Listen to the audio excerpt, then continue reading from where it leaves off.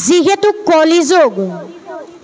কলিযুগৰ আয়ু 4,32,000 বছৰ।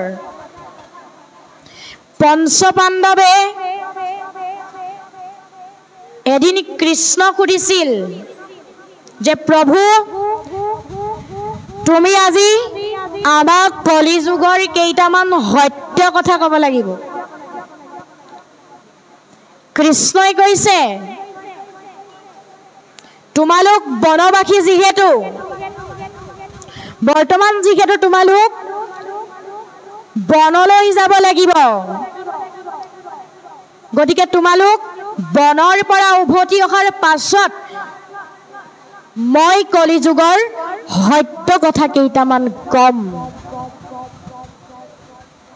কথামতে কাম হৈছে। যিহেতু পঞ্চপাণ্ডৱ বনবাসী কৃষ্ণৰ চৰণ কমলত সেৱা জনাই বনলৈ যাত্ৰা কৰিছে, বহুদিন বহু বছৰ পাৰ হৈ আকৌ ঘূৰি আহিছে। আহি কৃষ্ণৰ চৰণত সেৱা জনাই কৈছে বোলে হে প্ৰভু বনৰ পৰা আহিলো, এতিয়া তুমি আমাক কলিযুগৰ সত্য কথা কেইটাৰ বিষয়ে কোৱা। তেতিয়া কৃষ্ণই সুধিছে যে হে ধৰ্মৰাজ যুধিষ্ঠিৰ তুমি বনবাসৰ সময়ত কি দেখিলা? বোলে প্ৰভু মই বনবাসৰ সময়ত দুডাল শুৰ থকা এটা হাতী দেখিলো। অৰ্জুনক সুধিলে হে পাৰ্থ তুমি কি দেখিলা? মই দেখিলো এজনী চৰাইৰ ডেউকাত বেদৰ বাণী লিখাৰ স্বৰ্তেও চৰাইজনীয়ে মৃত জন্তু খাই আছে। ভীমক সুধিলে হে বৃকুদৰ তুমি কি দেখিলা? মই দেখিলো গাই গৰু এজনীয়ে মৰমতে নিজৰ পোৱালিটো চেলেকি তেজ উলিয়াই দিছিল। তাৰ পাছত নকুলক সুধিলে তুমি কি দেখিলা? মই দেখিলো চৌদিশে পানী থকা কুঁৱাৰ মাজত দ পানী নথকা এটি কুঁৱা। সহদেৱক সুধিলে তুমি কি দেখিলা? মই দেখিলো এটা প্ৰকাণ্ড শিল পাহাৰৰ পৰা বাগৰি আহোঁতে গছ গছনি একোকে বাধা দিব নোৱাৰিলে, কিন্তু সামান্যভাৱে এজোপা সৰু তৃণত লাগিয়ে শিলটো ৰৈ গ'ল। তেতিয়া যদুপতিয়ে কোৱাৰ আৰম্ভ কৰিছে ধৰ্মৰাজ যুধিষ্ঠিৰ তুমি যে দেখিছিলা দুডাল শুৰ থকা হাতী, আচৰিত নহবা কলিযুগৰ জীৱবিলাকো দুখন মুখৰ হ'ব, ক'ব এটা কৰিব এটা। ভাগৱতে আমাক কৈছে এভাগে, আমি সবে কৰি আছো এভাগে। অৰ্জুনক ক'লে হে অৰ্জুন হে ধনঞ্জয় তুমি যে দেখিছিলা চৰাইজনী ডেউকাত বেদৰ বাণী লিখাৰ স্বৰ্তেও তাই মৃত জন্তু খাই আছে। কলিযুগৰ মানুহবিলাকো এনেকুৱাই হ'ব। যিমান জ্ঞানী গুণী পণ্ডিত হ'লেও তেওঁলোকে মনে মনে হ'লেও অভক্ষ ভক্ষণ কৰিব। ভীমক ক'লে হে বৃকুদৰ তুমি যে দেখিছিলা গাই গৰুজনীয়ে মৰমতে নিজৰ পোৱালিটো চেলেকি তেজ উলিয়াই দিছিল, আচৰিত হ'ব লগা তাৰ একো নাই। কলিযুগতো পুত্ৰৰ প্ৰতি মাতৃগৰাকীৰ ইমানেই স্নেহ হ'ব যে সন্তান ভাল হ'ব চাৰি বেয়া পথেৰে গতি কৰিব। তাৰ পাছত নকুলক ক'লে তুমি যে দেখিছিলা পানী নথকা এটা দ কুঁৱা, আচৰিত নহবা কলিযুগৰ মানুহৰ স্বভাৱ চৰিত্ৰটো এনেকুৱাই হ'ব।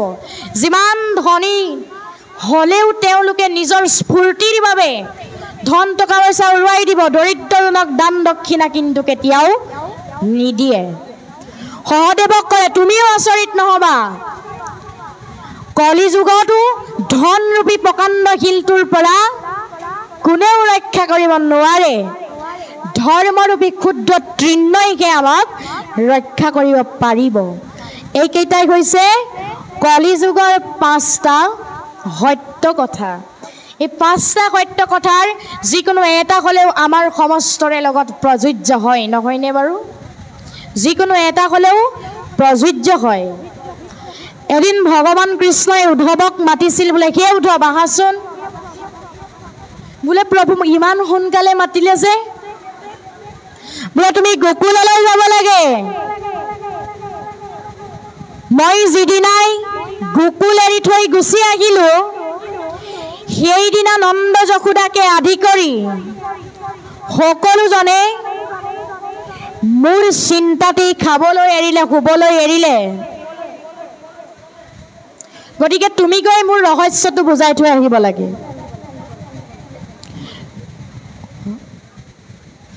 উদ্ধৱ গৈ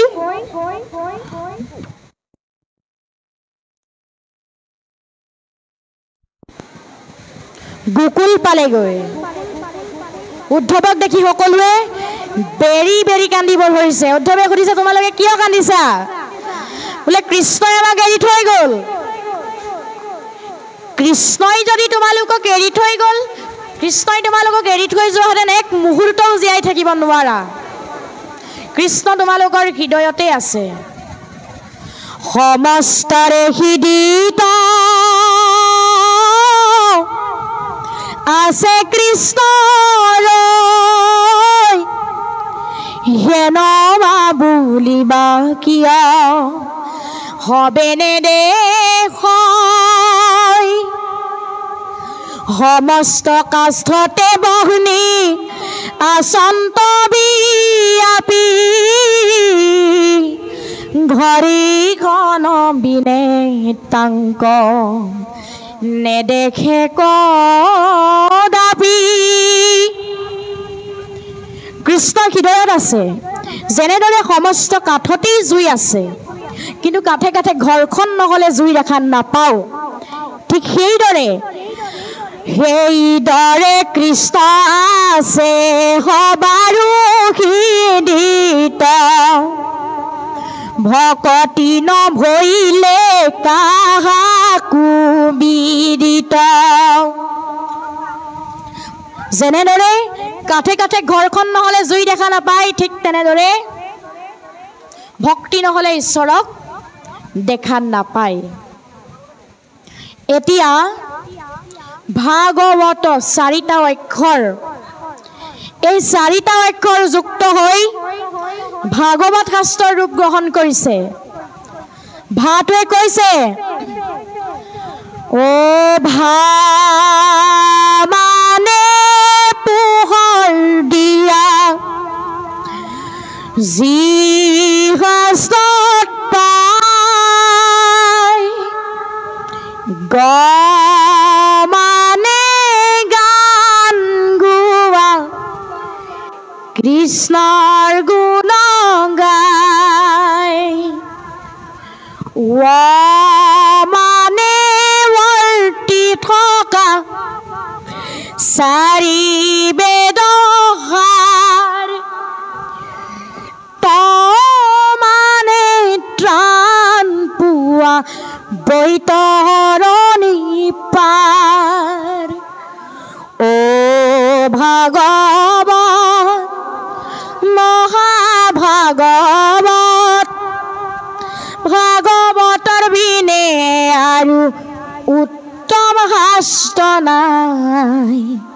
ভগৱন্তৰ বাংময় মূৰ্তি ভাগৱত সদায়। ভা মানে পোহৰ দিয়া, যি শাস্ত্ৰই কোটি সূৰ্য সম পোহৰ দিয়ে বুলি কৈছে। আমি এটা সূৰ্যৰ পোহৰত জীৱন ধাৰণ কৰি আছো। গ মানে গান গোৱা, যি শাস্ত্ৰত কনক সনন্দ সনত কুমাৰ আৰু সনাতন 4 সিদ্ধই অহৰ্নিশে কৃষ্ণৰ গুণগান গোৱাৰ বাবে গ অক্ষৰটো যোগ কৰিছে। ৱ মানে বৰ্তি থকা, যি শাস্ত্ৰত 4 বেদৰ সাৰ যোগ হৈ আছে। ত মানে ত্ৰাণ পোৱা, যি শাস্ত্ৰ শ্ৰৱণ কীৰ্তন কৰিলে জীৱই তৰণৰ পথ বিচাৰি পায়। ইয়াৰ অৰ্থ বুজাবলৈ 4টা অক্ষৰ যুক্ত হৈ শাস্ত্ৰৰ ৰূপ গ্ৰহণ কৰিছে। এনেদৰে আৰু এভাগী সংজ্ঞা দিছে এনেদৰে, ভা মানে ভাবুক সখা, জানিব খোজে মনে, গ মানে জ্ঞান সখা, কৃষ্ণৰ কথা জানে, ৱ মানে বৈষ্ণৱী জ্ঞান, বিষ্ণুৰ ভকত,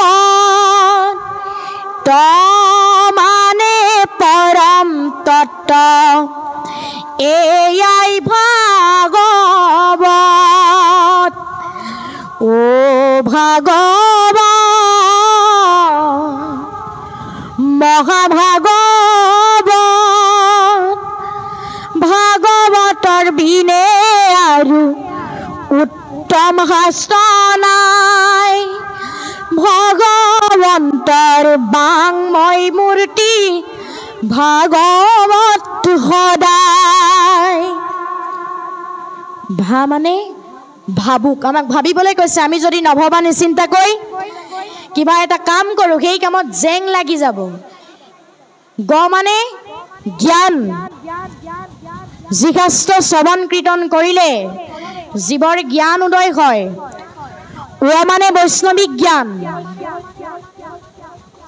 বোলে দাদা শিৱসাগৰলৈ আহিছিলোঁ কোনফালে যায় শিমলগুৰিলৈ আহিছিলোঁ কোনফালে যায় তেওঁ ৰিক্সা চলোৱাজনকো বিনম্ৰতাৰে সুধিব চহকীজনকো বিনম্ৰতাৰে সুধিব আমি অল্পমতে কি কওঁ এই ৰিক্সা যাবি নাই আমাৰ ভাৱধাৰা সেইবিলাক আমি যে বৈষ্ণৱী জ্ঞান ল'ব পাৰিম সেইটো দেৱৰো দুৰ্লভ তো মানে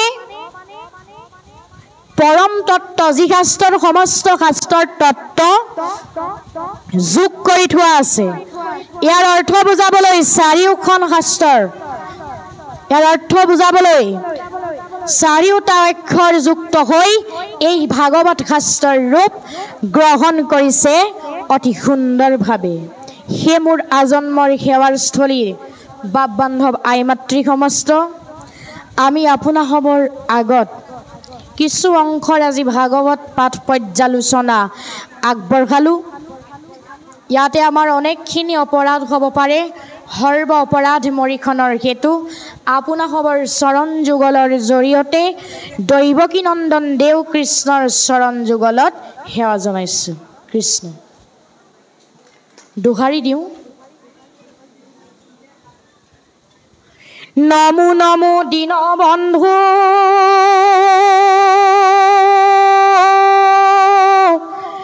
কৃষ্ণ দেৱ কৃপা সিন্ধু